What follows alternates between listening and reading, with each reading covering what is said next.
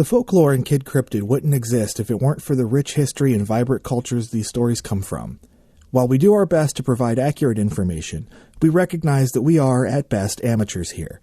This podcast is best considered for entertainment purposes only, and it comes from a place of love and respect for the peoples behind the lore. Now, on with the show.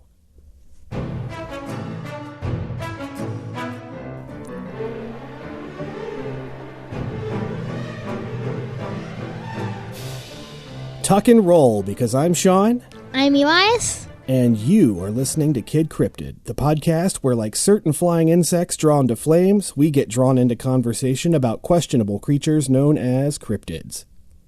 How's it going, Elias? Pretty good. Any guesses on what we're tackling today? Well, the intro I heard was about a bug, and I'm thinking about a bug. Yeah, any kind of special bug? Maybe a flying bug? Well, you're on the right track, so settle in because today we're going after one of the most widely known cryptids in the world. For your consideration, I present to you and our listeners, Mothman. What? It's like Ant-Man, except it's a moth. What's your point? Well, it's basically kind of like a moth. It's basically kind of like a moth and a man mixed together. Well, it's right there in the name. You are not wrong. And Ant-Man is kind of like this person that can turn giant or little. And Mothman, Ant-Man, they're both. So what do you think Mothman's going to do? I think Mothman's going to fly. Okay. You're on the right track. Anything that you know specifically about Mothman? No, but I'm pretty sure that it's a moth that's a man.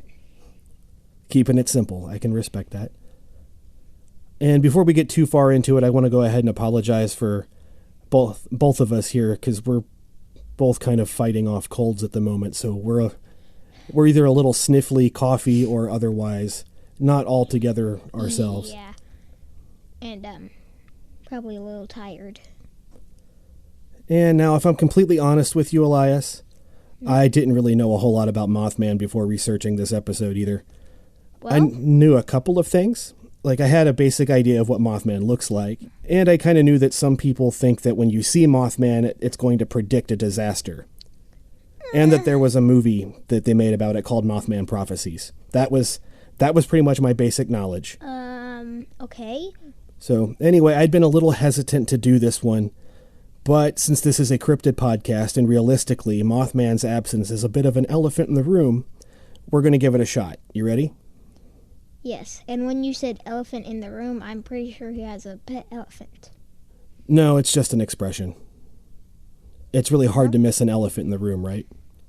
Yeah, because there would be like a lot of cracks and bumps and messy stuff. So, if something is an elephant in the room, it's hard to miss. Yes, just like me.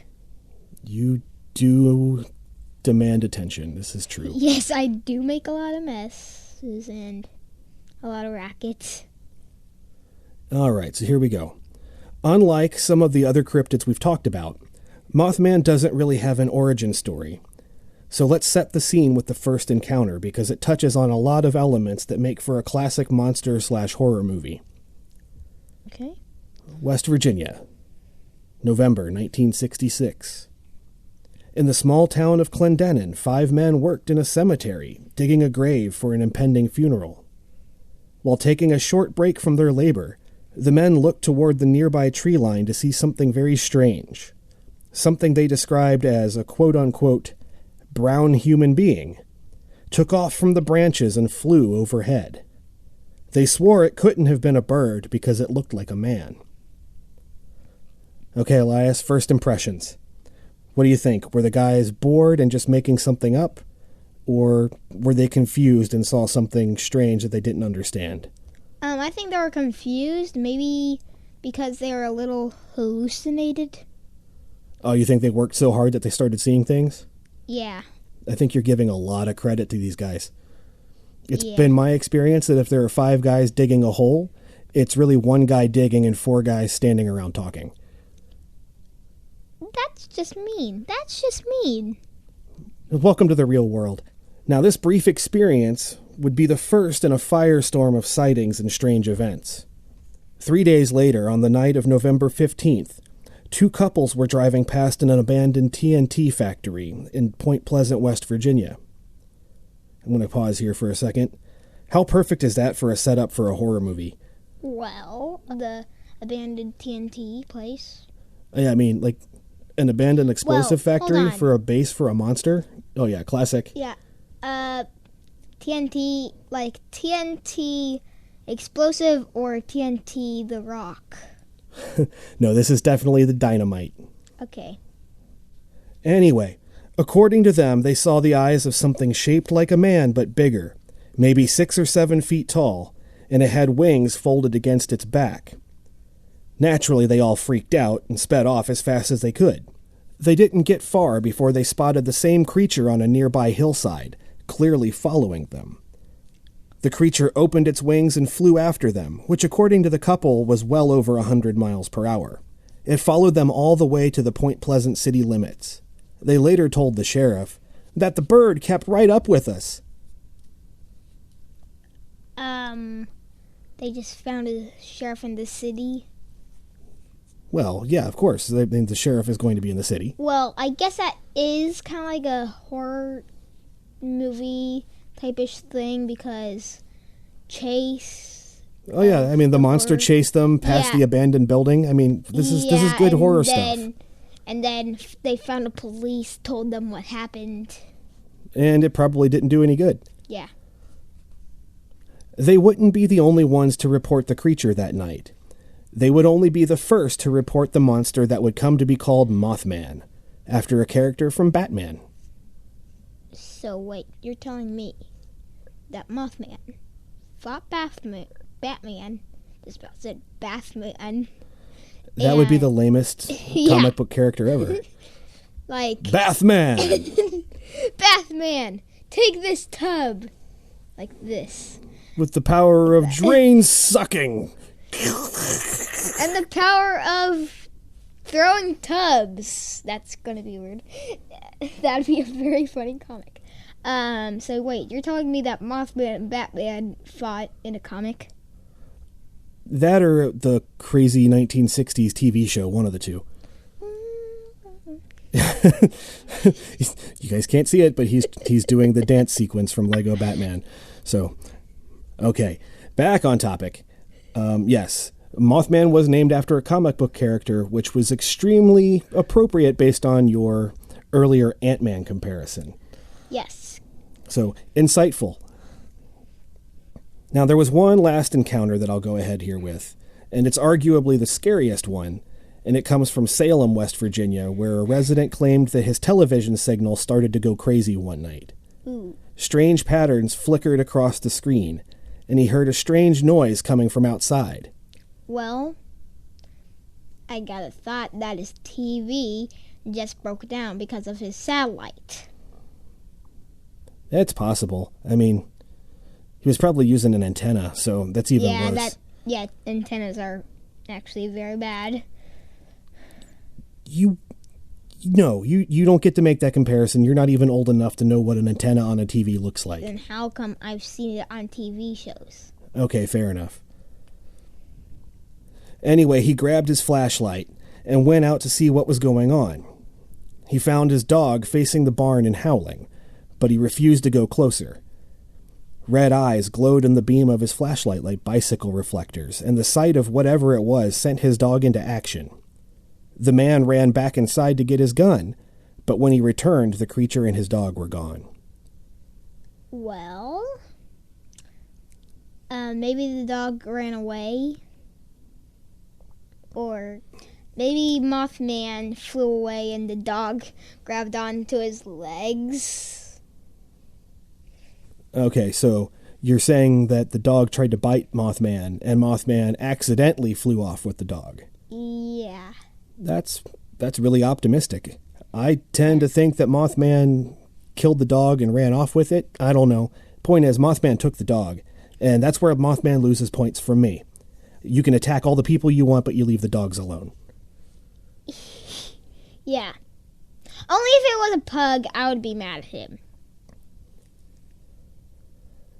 Now, I could spend the rest of the podcast talking about more encounters between 1966 and 1967.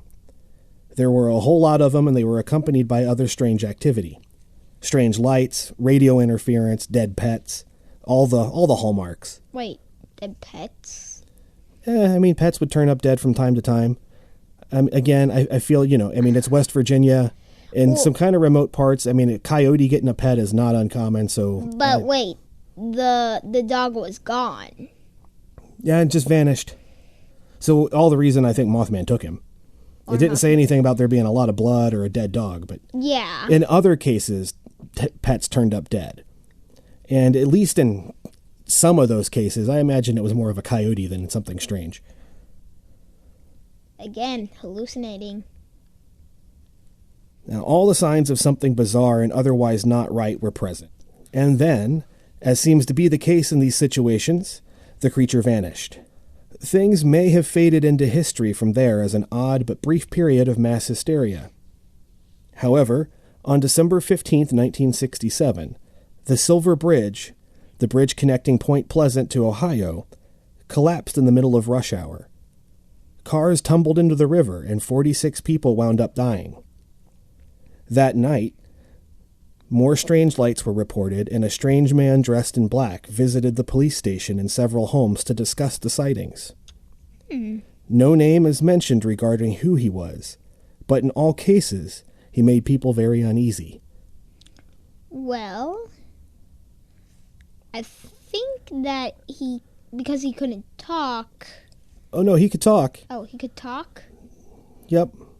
He came by asking people questions about what they saw and suggesting that maybe they don't need to tell people about it. Oh, I thought he couldn't talk and he could only do sign language. Oh, no. Or if he could talk, I thought he would go like this. Now, you're probably asking what all of this has to do with Mothman, and it's a fair question. It all seems like separate events, and it may very well be. However, thanks to author John Keel and his book, The Mothman Prophecies, that came out in 1975, which also got turned into the movie that I was talking about, all of these events have been tied together and become part of Mothman lore.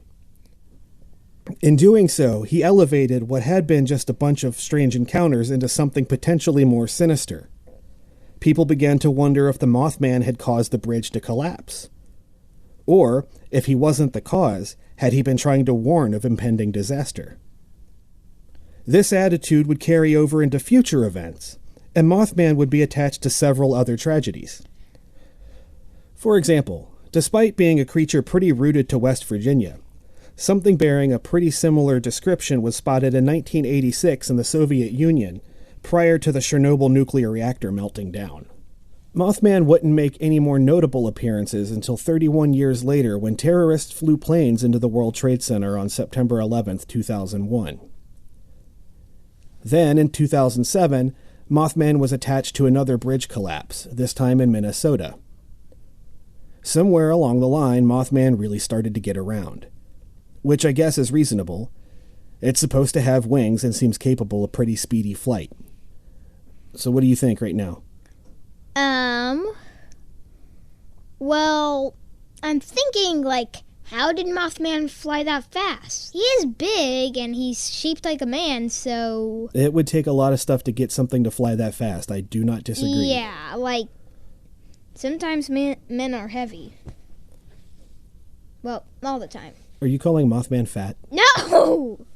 I'm not calling Mothman fat. I'm not calling everybody in the world fat. But if they've been, working out, they can be kind of tough. Nice save. Thanks. As for my own opinion, I don't put much, if any, stock on the later sightings. In each case, people didn't come forward with information about their sightings until after the events happened. Given the way Mothman lore has evolved, and that the creature is possibly a harbinger of something bad, it would seem to me that people would be eager to come forward about sightings before something catastrophic happens in hopes of figuring it out. In the case of September 11th, there are a few stories of people seeing Mothman in his eyes in the smoke and wreckage of the buildings. While I would love to be able to lay the blame for that horror on the feet of some paranormal being, that tragedy was purely the result of the evil only humans are capable of. Adding Mothman to the mix just seems like a crass grab for attention. Yeah. As for the original encounters back in the 60s, I take things a bit more openly. There are several instances where people admitted to hoaxes. In others, critics have pointed out where people have likely misidentified an animal. Cranes are a favorite possible culprit. To be fair, they are weird-looking birds. Yeah. I don't know, remember the Jersey Devil got blamed on cranes too. Owls are another popular choice. Combine it all with a healthy dose of confirmation bias and things seem ripe for people blowing things way out of proportion. Well, I gotta say that owls are pretty weird because they can turn their head to their back. And they do have really big eyes. Yes. And they're a medium-sized bird. They are, and do you remember when we talked about confirmation bias? Where people see something weird and they assume that it's something else that they already have in their mind? Yeah. So if people have heard stories about a possible monster and then they see an owl but they're not quite sure, they're going to think they're seeing a monster, right? Does that seem reasonable? Or it's just them thinking that it's a monster. Exactly. Really, the only things that give me pause is the reputation of the people who were reporting the sightings. There seem to be a good number of credible witnesses where situations don't quite lend themselves to easily misidentifying cranes. Point Pleasant also seems to have a bit of a reputation for weird stuff in general. Hence all the UFO sightings and the Men in Black stories. So I guess the jury is out as far as I'm concerned. Yeah. Without any hard evidence, I can't say that Mothman exists. And with the lack of credible sightings of over the decades, I'm doubtful we will ever get any confirmation one way or the other. Yeah. Now, you can actually still see Mothman if you visit Point Pleasant. There's a 12-foot tall metal statue that stands in town, as well as the Mothman Museum. In recent years, there have even been Mothman festivals. If it somehow comes to pass that there is never another Mothman sighting, there is very little chance of this cryptid vanishing from our nation's folklore. So wait, if there's such thing as a Mothman museum, then does that mean people have been killing Mothman? No, there have been no reported bodies or otherwise anybody shooting Mothman. Then how come there's a Mothman museum if there's nothing if there's no Mothman in there? That's a good question. I don't really know what would be in the museum. I guess maybe we're going to have to take a trip to West Virginia and go check it out. If we buy a house there, then I'm just going to blame you for doing that. Why? You don't want to go to West Virginia? No, I mean, if Mothman comes to our house. Well, apparently he gets around to Russia. I'm pretty sure he can make it to Kentucky. If he makes it down to Kentucky, then I'm just blaming you for making this podcast. Hey, you agreed to it. I agreed to it, but I didn't know that there was going to be such thing as Mothman. That was the whole point. Yeah, but at the beginning, it was all fun and games when you knew Bigfoot and werewolves and all of that stuff, but now I'm getting into things you don't know, and now it's a problem? No, it's not a problem. I hope that I didn't offend Mothman. Oh, okay. Now I see your angle. That's a good approach. I am sorry if Mothman is listening to this. Well, this is why we have the disclaimer at the front of all the episodes. Yeah. And I think this is pretty much bringing us to the end. You got anything else you want to add? Don't go to West Virginia. That's it? That's all you took away from that? Yeah. All right. I guess Elias will continue to be biased against our neighbors to the east. What?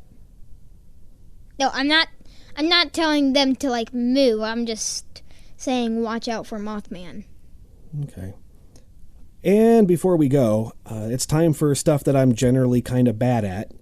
Mostly I need to drop a ton of thanks to various people that I've mentioned on social media and whatnot, but I don't think I've ever mentioned on the podcast, which is kind of poor form on my part. So kind of like a shout out? A few shout outs. Yes, we're going to do some shout outs. Shout outs.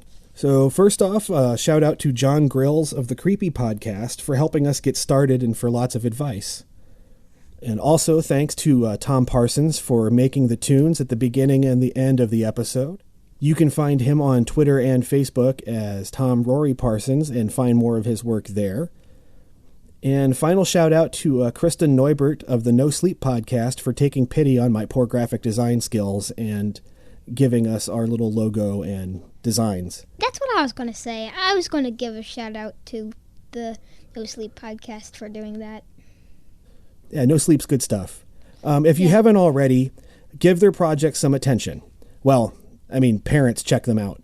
They're not exactly kid-friendly, especially Creepy and No Sleep. They're awesome, but I would not listen to them with your kids. Yeah. Also, if you have a kid and if you snuggle with them and you like to listen to the No Sleep Podcast, don't turn it on while you're with them, because those kids might get nightmares. It's only happened once or twice. Yes, it's only happened once or twice. Also, be sure to follow along with us on Facebook and Twitter. Feel free to say hi or leave a comment. And if you find us deserving, you can subscribe to us on Patreon as well. In any case, thank you very much for listening. I'm Sean. I'm Elias. Until next time, stay curious.